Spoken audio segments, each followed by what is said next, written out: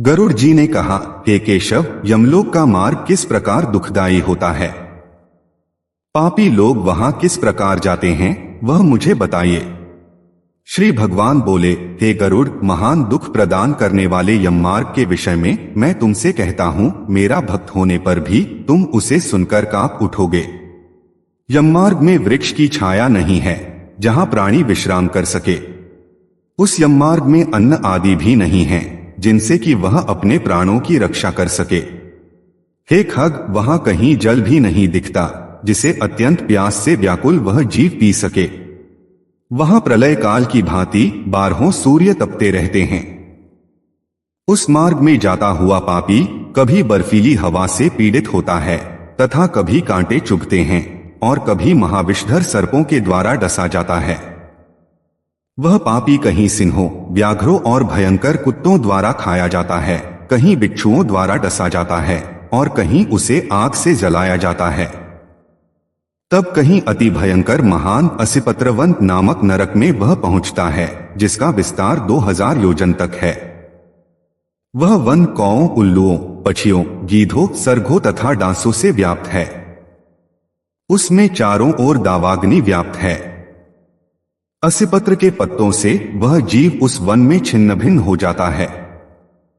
कहीं अंधे कुएं में गिरता है, कहीं विकट पर्वत से गिरता है, कहीं छूरे की धार पर चलता है तो कहीं कीलों के ऊपर चलता है। कहीं घने अंधकार में गिरता है, कहीं भय उत्पन्न करने वाले जल में गिरता है, कहीं जोंकों से भरे हुए कीचड़ में तो कहीं जलते हुए मैल में गिरता है। कहीं तपी हुई बालुका से व्याप्त और कहीं धधकते हुए ताम्रमय मार्ग, कहीं अंगार की राशि और कहीं अत्यधिक धुएं से भरे हुए मार्ग पर उसे चलना पड़ता है। कहीं अंगार की बारिश होती है तो कहीं बिजली गिरने के साथ शिलावृष्टि होती है। कहीं रक्त की, कहीं शस्त्र की और कहीं गर्म जल की और कहीं खारे कीचड़ की बारिश होती है। मार्ग में कहीं गहरी खाई है, कहीं पर्वत शिखरों की चढ़ाई है और कहीं कंदराओं में प्रवेश करना पड़ता है। वहां मार्ग में कहीं घना अंधकार है तो कहीं दुख से चढ़ी जाने योग्य शिलाएं हैं, कहीं मवाद, रक्त तथा मल मूत्र से भरे हुए तालाब हैं। यम मार्ग के बीचों बीच अत्यंत उग्र और घोर वैतरणी नदी बहती है। वह देखने पर दुखदायिनी हो तो क्या आश्चर्य, उसकी वार्ता ही भय पैदा करने वाली है। वह 100 योजन चौड़ी है, उसमें पीप, मवाद और रक्त बहते रहते हैं। हड्डियों के समूह से तट बने हैं, अर्थात उसके तट पर हड्डियों का ढेर लगा रहता है। मांस और रक्त के कीचड़ वाली वह नदी दुख से पार की जाने वाली है। अथाह गहरी और पापियों के द्वारा दुख पूर्वक पार की जाने वाली वह नदी केश रूपी सेवार से भरी होने के कारण दुर्गम है। वह विशालकाय घड़ियालों से व्याप्त है और सैकड़ों प्रकार के घोर पक्षियों से आवृत है।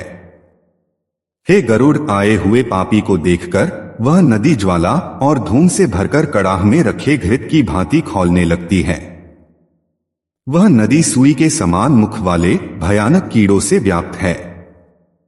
वज्र के समान चोंच वाले बड़े बड़े गिद्ध एवं कौओं से घिरी हुई है। वह नदी शिशुमार, मगर, जोंक, मछली, कछुए तथा अन्य मांसभक्षी जलचर जीवों से भरी पड़ी है। उसके प्रवाह में गिरे हुए बहुत से पापी रोते चिल्लाते हैं, हे भाई, हाँ पुत्र, हाँ तात, इस प्रकार कहते हुए बार बार विलाप करते हैं। भूख और प्यास से व्याकुल होकर पापी जीव रक्त का पान करते हैं। वह नदी झाग पूर्ण रक्त के प्रवाह से व्याप्त, महाघोर, अत्यंत गर्जना करने वाली, देखने में दुख पैदा करने वाली तथा भयावह है। उसके दर्शन मात्र से पापी चेतना शून्य हो जाते हैं।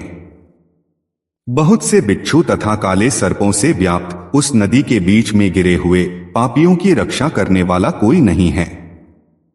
उसके सैकड़ों, हजारों भंवरों में पड़कर पापी पाताल में चले जाते हैं। क्षण भर पाताल में रहते हैं और एक क्षण में ही ऊपर चले आते हैं।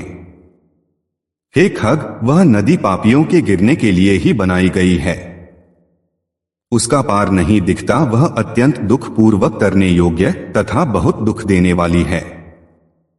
इस प्रकार बहुत प्रकार के क्लेशों से व्याप्त अत्यंत दुखप्रद यम मार्ग में रोते चिल्लाते हुए दुखी पापी जाते हैं। कुछ पापी पाश से बंधे होते हैं, कुछ अंकुश में फंसाकर खींचे जाते हैं और कुछ शस्त्र के अग्रभाग से पीठ में छेदते हुए ले जाए जाते हैं। कुछ नाक के अग्रभाग में लगे हुए पाश से और कुछ कान में लगे हुए पाश से खींचे जाते हैं।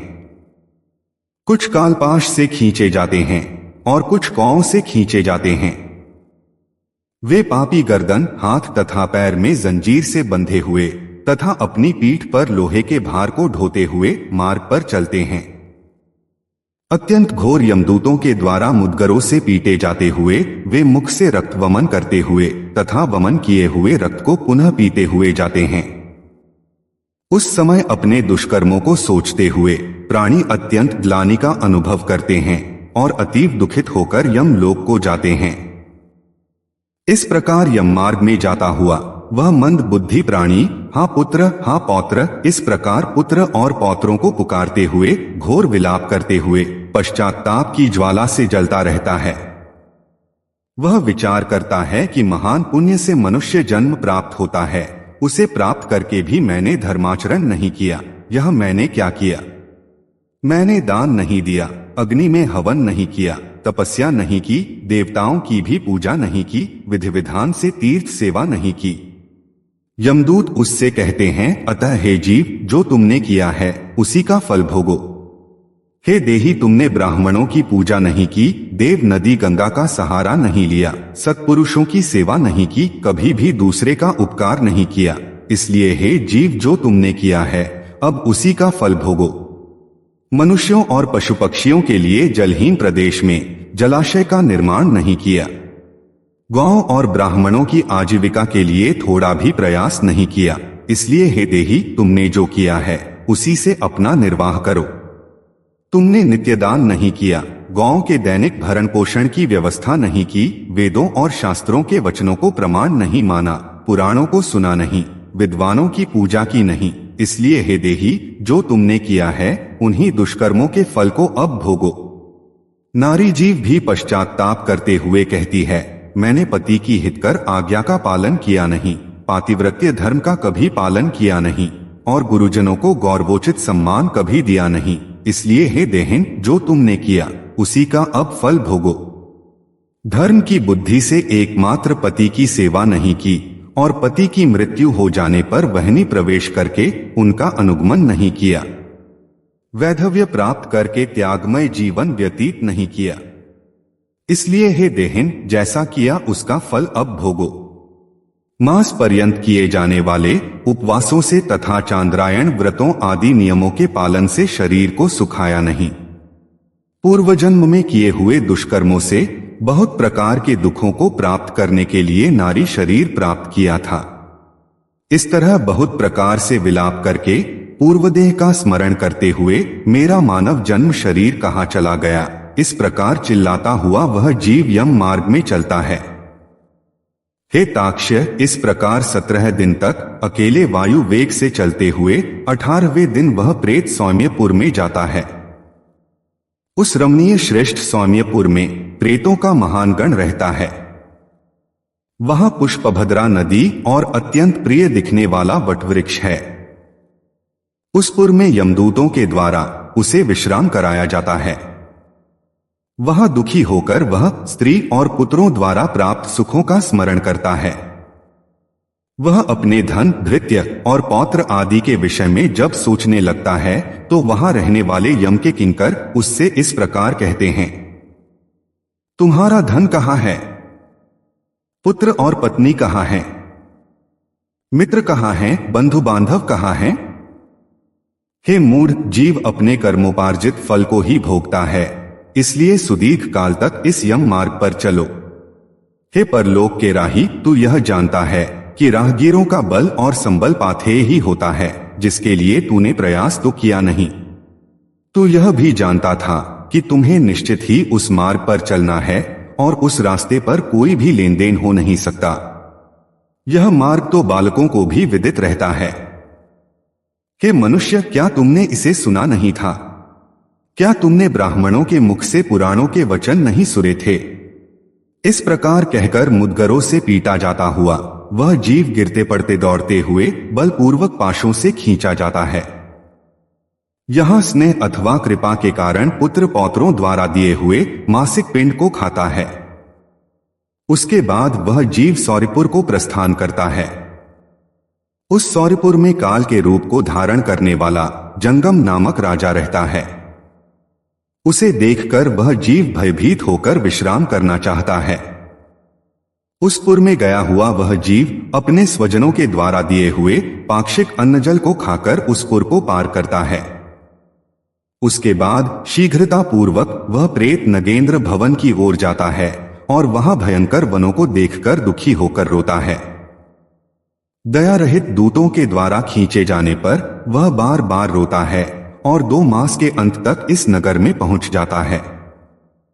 बांधवों द्वारा दिए गए पिंड जल वस्त्र का उपभोग करके यम किंकरों के द्वारा पाश से बार बार खींचकर पुनः आगे ले जाया जाता है।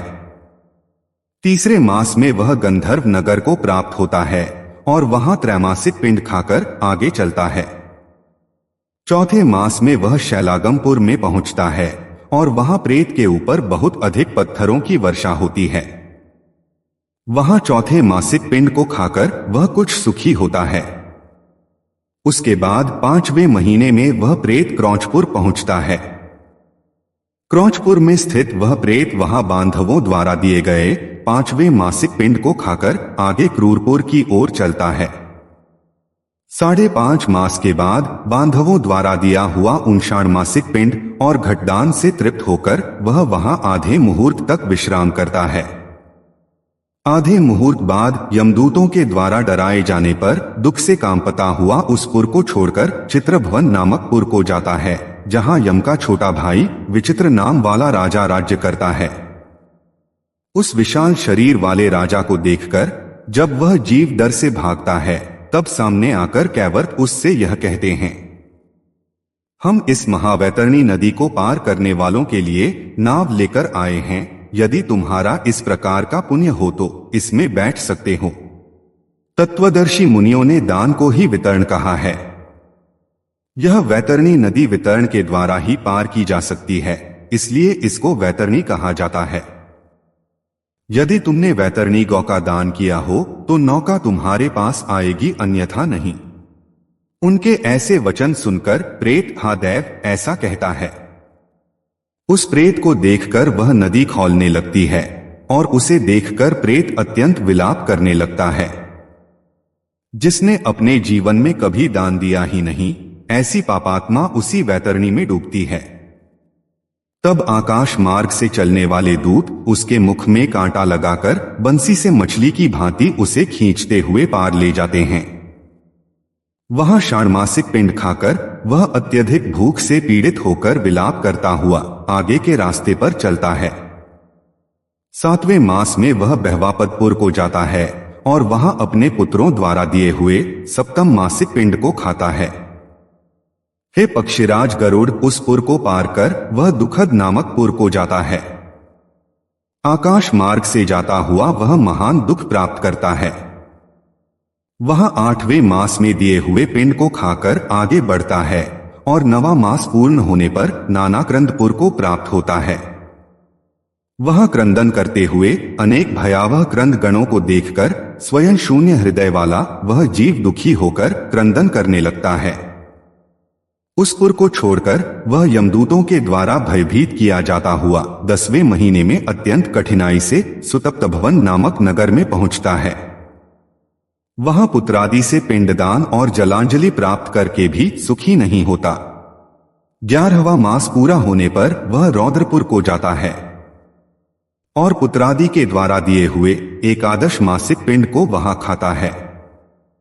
11.5 मास बीतने पर वह जीव पयोवर्षण नामक नगर में पहुंचता है। वहां प्रेतों को दुख देने वाले मेघ घनघोर वर्षा करते हैं। वहां पर दुखी वह प्रेत ऊनाब्दिक श्राद्ध के पिंड को खाता है। इसके बाद वर्ष पूरा होने पर वह जीव शीताढ़्य नामक नगर को प्राप्त होता है। वहां हिम से भी 100 गुनी अधिक ठंड पड़ती है।